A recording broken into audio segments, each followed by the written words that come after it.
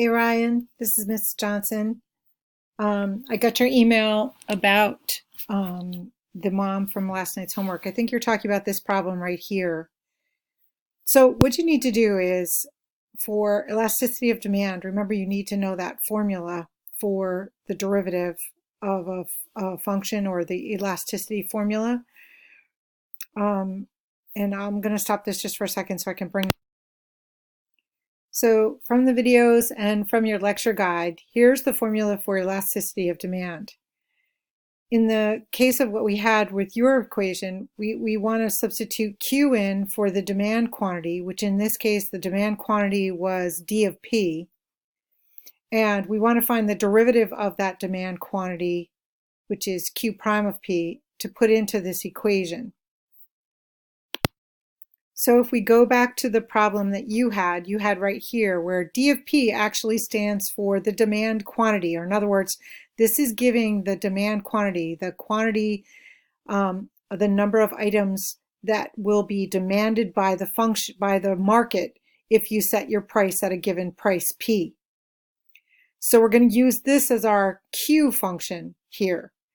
So if we go back to this, right, we put in here, we're going to put the elasticity of demand formula is going to be the absolute value of P divided by radical 100 minus 4P times the derivative of that function, which you should be able to find that derivative is equal to 1/2 100 minus 4P to the negative 1/2 times -4 using the chain rule. And then what you would do is you would go into Excel and you would put prices in here. So if you notice, this is I just filled the column with prices from 50 cents up to $100. And then what I did next was I put the second column is that demand quantity, which is Q, which is although it doesn't say Q, that's the demand quantity, or the demand here is D of P, which is the quantity. So you can see I just put in that formula there, which was the square root of 100 minus 4P. And then the elasticity formula, in this case, you have to be really careful with your parentheses here, is going to equal the absolute value. And then I put a couple of parentheses because I want to do the whole numerator divided by the denominator. So the numerator was P times the derivative of that function, which was 1/2 100 minus 4P to the negative 1/2 times -4 using the chain rule and our rules for derivatives. And then we're going to divide that by Q, which was this right here, which was already found there in B2. And then we just scroll down and look to see, okay, when we have a price of $16 right here, if we highlighted that, right?